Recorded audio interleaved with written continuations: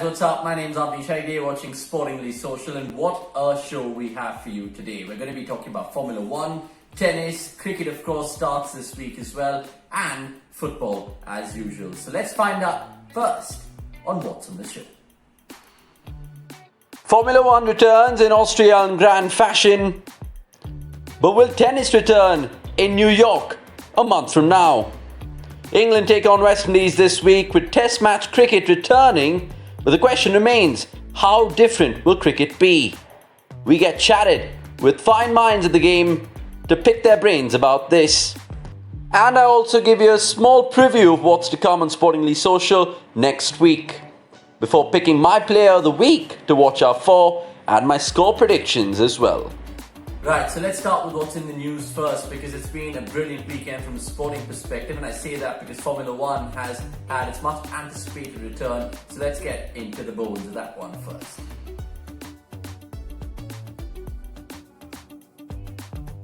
In a race filled with attrition that saw 11 cars reach the finish, some late incidents shook up the midfield order, with Mercedes was left sweating on a gearbox issue on both of its cars.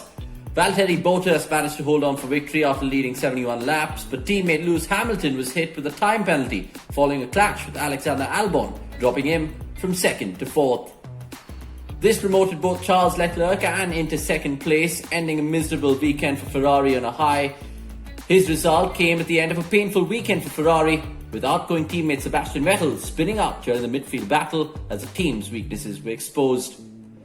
Last but certainly not least, Hamilton's penalty also paved the way for Lando Norris to snare his maiden F1 podium, turning in a rapid final lap to grab third place and spark wild celebrations for the McLaren team.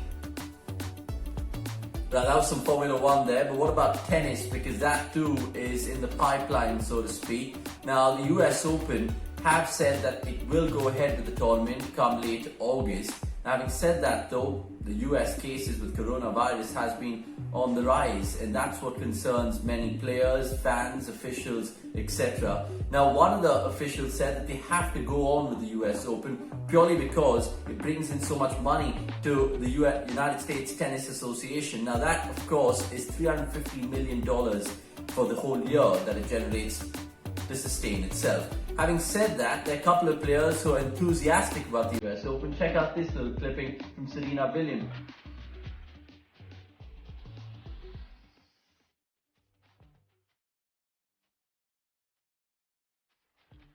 From the men's perspective, Dominic Thiem had his voice raised as well. He said that, you know what, we can wait for the US Open, let them take a sensible decision, because he was part of that Adria tour with Djokovic, and that saw 4 of them infected with the disease. Remember, the All-American Tennis Tournament, which started on the 4th of July, saw Francis Tiafoe also pick up the disease, beg your pardon.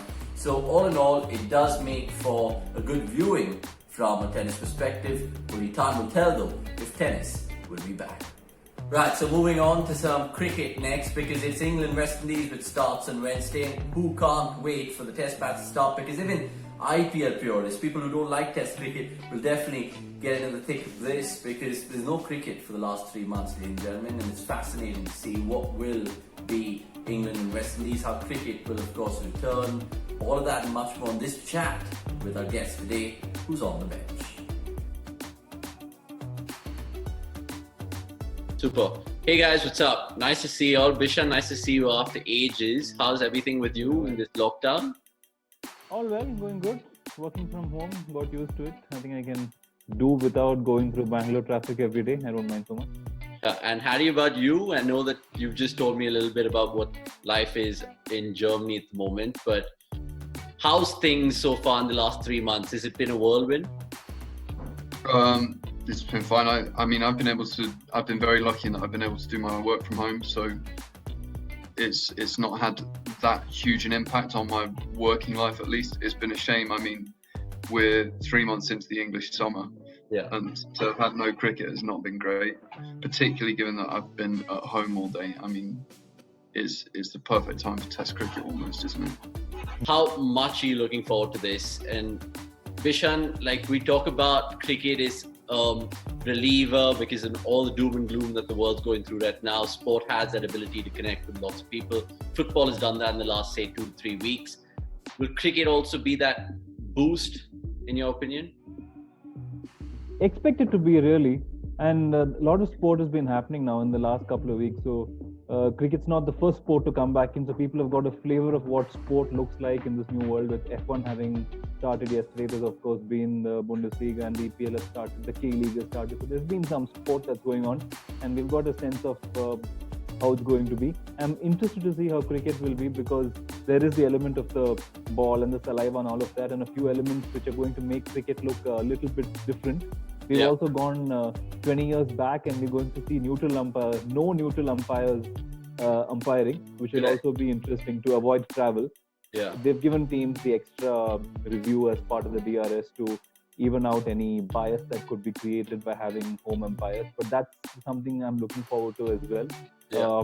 The interaction between players and umpires, and how it's literally how cricket used to be when we were kids. So that's one element of the game that I'm looking forward to as well. It'll be interesting to see what bowlers do with their caps.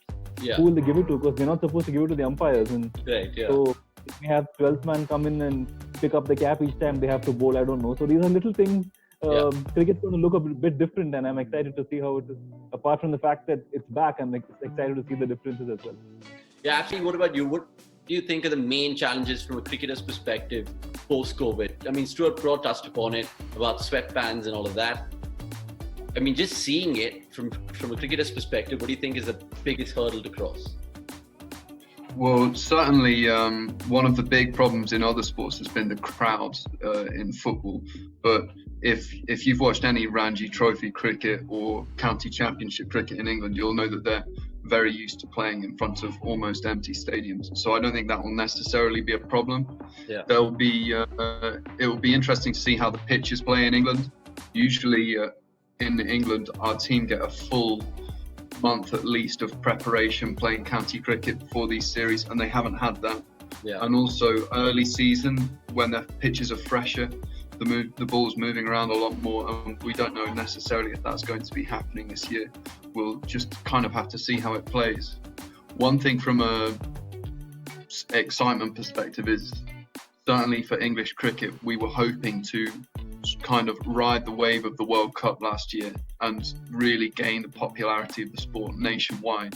Yeah. And this COVID situation has completely pulled us back.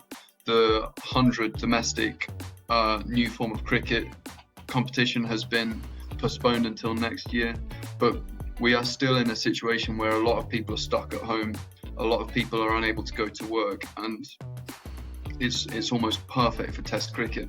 I've spoken to a lot of people who have said, I've always followed Test cricket, but now I'm going to watch every ball of this series. I'm going to watch all of it, and I think it's really exciting a lot of people that they're going to be able to sit back and genuinely sit back and enjoy the series. Let's chat England West Indies predominantly, because of course we're just a day away from the test match starting.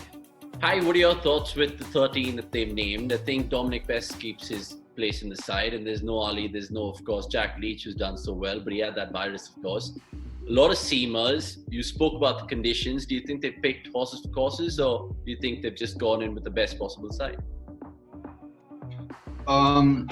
You look at England's team, and it's been the same for a pretty long period of time.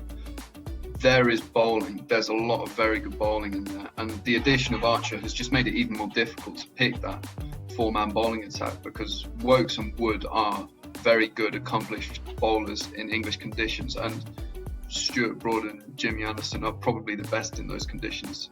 So to pick three out of that four is going to be very difficult, and I wouldn't be surprised if they did go with the extra seamer.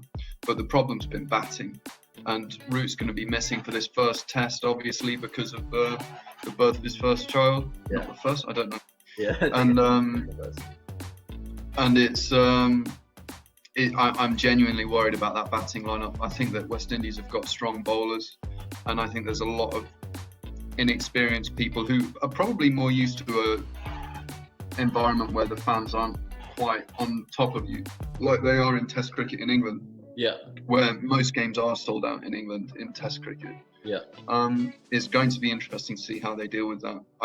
You spoke about the I'm not- batting. I'm really curious to understand the opening conundrum that England's facing right now, because Burns, who did so well in that Ashes series, of course, he missed, I think, the South Africa series, and then Sibley and Crawley came in, and then Denley's not had 100, I think, in the longest time possible. So there are still questions to be asked, because, of course, Butler will keep, Stokes will bat, and then there's that whole tail that you mentioned. But in the top three, who would you pick? Would you pick Sibley and Crawley to open and Burns at 3, or would you pick Crawley at 3?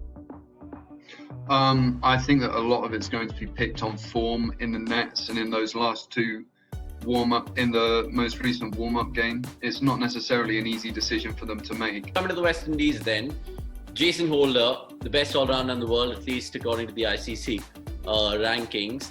He's rejuvenated the side. We saw that in the Caribbean, in the corresponding series last year between the two sides. And generally, he's a cool and calm guy. So do you think he can probably make a little bit of history coming on this tour? They haven't won in like a while. Yeah, the problem for West Indies playing overseas really has been constant for a few years now. And like Harry was saying, England have struggled with their batting, but Okay. England are very fortunate here that West Indies is a team that struggled much more with their batting. Yeah. And with the bowling attack that England have, despite West Indies' reasonably good bowling resources, you would expect the West Indies batting to really struggle. And Many fans out there watching this would probably say, hey, we had Shea Hope and of course Bradpitt, who put on that stand in Headingley and won them the game. So they have some sort of people to draw inspiration from. But having said all of that, as a team, do you think they can probably give England more than just a fight? Because I was reading Carlos Bradpitt's piece in the BBC and he reckons a 1-1 draw. Do you think that's flattering the West Indies, Bishan? Yeah, I would say that's definitely flattering the West Indies. I mean, I suppose the fact that both teams come into the series with a little bit less prep does even the playing field a little bit to that extent. But I don't think with that West Indies batting, considering the English bowling and those conditions, and like Harry mentioned also the fact that early season and the pitches are largely unused, it's going to be really, really hard for them. Another big talking point going into this test is, of course, a blessing in disguise in many ways for England fans. Ben Stokes is captain, going to be the 81st man to do so. Is that a good thing or a bad thing? Because I know Root is amazing, but do you think someone like him, like a Ian Botham sort of presence about him, do you think he could be the perfect person to take this England side leaps and bounds? It's certainly a lot for him to shoulder, but when he's had to shoulder the England team in a leadership capacity before, he's tended to do it fairly well. I don't know. It's simply a situation where you have to watch him come in and see how he does. I'm going to be interested to see how much he bowls and if he tries to go with any rogue moves early on. But realistically, I don't think he's captain in his career, and I don't have any idea how it's going to go. I think that would just be ending this chat, but we'll end it with a quiz, guys, because we keep doing these quizzes on these chat shows of mine. So it's going to be a quick cricket COVID quiz. That's a little tongue twister, so bear with me. So Harry, we'll start with you. Are you ready? You are? Yeah. You are. Take that as a yes. So which two teams played the last international game before the COVID lockdown? I'm thinking in my head. Before COVID, I remember watching the PSL, which was obviously cancelled up. I think Bishan knows the answer, but he's just going to be being like draw it patiently, I guess. I don't know. No? Bishan, you want to go for it? I'm going to guess Karachi Zalmi. Oh no, it was actually Australia versus New Zealand March 13, which was the last one. Vishan, here's your question. Name me any 3 current cricketers who tested positive during lockdown. Afridi. Right? Hafiz. Current cricketers? Does he still play? He still Just plays. name the Pakistan squad. Hafiz is definitely among them. Yeah. Shadab Khan is among them. Right. And who else? I'll give you 3. I mean, I think Afridi's still in and around the cricketing circle, so I think he counts. Yeah, let's go. One straightforward one for Harry. Question 3. When cricket returns, saliva can't be used, but sweat can. True or false? I believe that's true, though we've just been given our domestic amateur regulations in the UK and been told we can't use sweat in the village game. Oh, okay. So I think ICC have probably allowed it for the international fixtures to continue. Moving on to question 4 then. Who has the highest test score in the year 2020? Interesting. Guesses? Watling. Watling? No. I would immediately presume Smith. No, it's not Smith. It's After close. It's Smith's understudy. It's Marnus Labuschagne who scored 215 against the Kiwis in that Sydney test. So he has still the highest score in 2020. And the last question, and this is more England-West Indies related. Who was the man of the series? And this is for any of y'all. Who was the man of the series the last time England and West Indies played a series in 2019 at the Caribbean, in the Caribbean? Was it Holder? Close. Bishan, what's your guess? Roach. Yeah, he's got it spot on. Kemar Roach picked up a handful of wickets, 19 to be precise. So, but thanks so much, guys. Really appreciate your time. Harry, of course, has been a veteran in my shows. But cheers, guys. Really appreciate it. Stay safe. Bye. Bye-bye. Bye-bye. Right, so that was a good chat with them, talking cricket and of course how it's going to return post-COVID. Now, having said all of this, let's now wrap proceedings on the show. But before that, we have to chat football, and I have a few things to get done with today. So first up is my player pick of the week. Our player pick of the week this week is Bukayo Saka. Remember, he became Arsenal's second youngest goal scorer in the Premier League, but he's been versatile, alright, because ever since he's donned the Arsenal jersey, he's been playing in a bunch of positions, but I think his best position in an Arsenal shirt is right wing. Even though he's played there twice, it does suit him in the formation they're playing. Let's now take a look at my score prediction and what I really fancy this weekend in the Premier League.